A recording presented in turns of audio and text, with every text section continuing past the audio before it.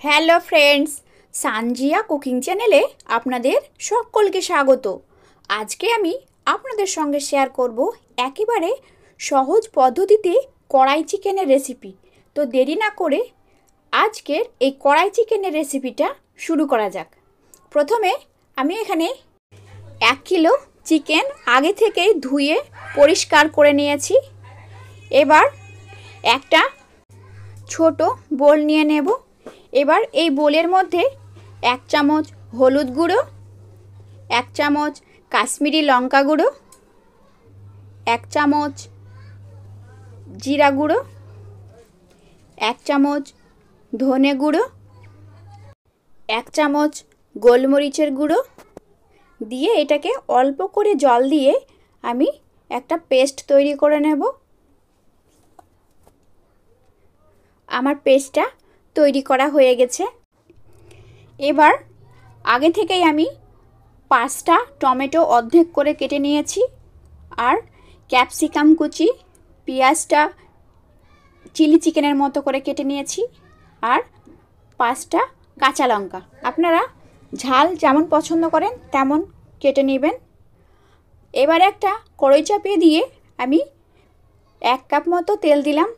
তেলটা হিট হয়ে আসলে ভালোভাবে এটাকে নেড়ে নেব।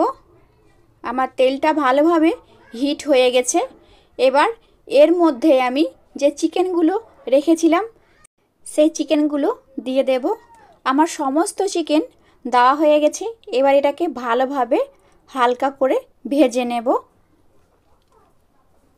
চিকেনগুলো আমার ভালোভাবে ভাজা হয়ে গেলে এর মধ্যে আমি যে টমেটোগুলো রেখেছিলাম কেটে সেগুলো একটা একটা করে আমি দিয়ে দেব। আমার সমস্ত টমেটো দেওয়া হয়ে গেছে। এবার এর মধ্যে যে পেঁয়াজগুলো কেটে রেখেছিলাম সেই পেঁয়াজগুলো দিয়ে দেব। আমার পেঁয়াজটা দেওয়া হয়ে গেছে। এবার ক্যাপসিকামটা দিয়ে দেব। আমার ক্যাপসিকামও দেওয়া হয়ে গেছে। কাঁচা লঙ্কাটাও দিয়ে দেব, আর একটা তেজপাতা ধুয়ে আমি দিয়ে দেব, আর স্বাদ মতো লবণ দিয়ে দেব। আমার লবণটা দেওয়া হয়ে গেছে।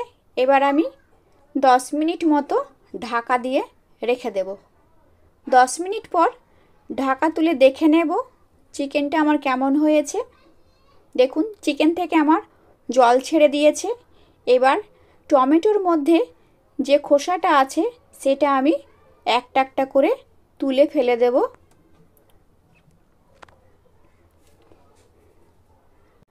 আমার সমস্ত টমেটো থেকে খোসা ছাড়ানো হয়ে গেছে। এবার যে মশলার পেস্টটা করে রেখেছিলাম সেই পেস্টটা এই চিকেনের মধ্যে দিয়ে দেব। আমার মশলাটা দেওয়া হয়ে গেছে। 1 চামচ আদা রসুনের পেস্ট দিয়ে দেব। আমার পেস্টটা দেওয়া হয়ে গেছে। এবার ভালোভাবে খুন্তির সাহায্যে চিকেনটাকে ভালোভাবে কষিয়ে নেব। আমি এখানে কোনো জল ব্যবহার করব না। চিকেনের মধ্যে থেকে যে জল বের হবে সেখান থেকেই চিকেনটা ভালোভাবে সেদ্ধ হয়ে যাবে। চিকেনটা আমার ভালোভাবে নেড়ে চেড়ে নেওয়ার পর 5 মিনিট আমি ঢাকা দিয়ে রেখে দেব। 5 মিনিট পর ঢাকনাটা তুলে দেখে নেব চিকেনগুলো আমার কেমন হয়েছে। দেখুন চিকেনটা আমার ভালোভাবে সেদ্ধ হয়ে গেছে, চিকেন থেকে তেল ছেড়ে দিয়েছে। এবার যে টমেটোগুলো রাখা ছিল সেই টমেটোগুলো আমি খুন্তির সাহায্যে ভেঙে দেব। চিকেনটা আমার সুন্দরভাবে তৈরি হয়ে গেছে। একবার হলেও এই প্রসেসে একবার রান্না করে দেখবেন, খেতে দারুণ লাগবে। একেবারে সিম্পল পদ্ধতিতে চিকেনটা আমি রান্না করেছি। একবার হলেও বাড়িতে ট্রাই করবেন। এবং শেষ পর্যায়ে আমি ধনেপাতা কুচি দিয়ে দিয়েছি। এবার এটাকে ভালোভাবে নেড়ে নেব।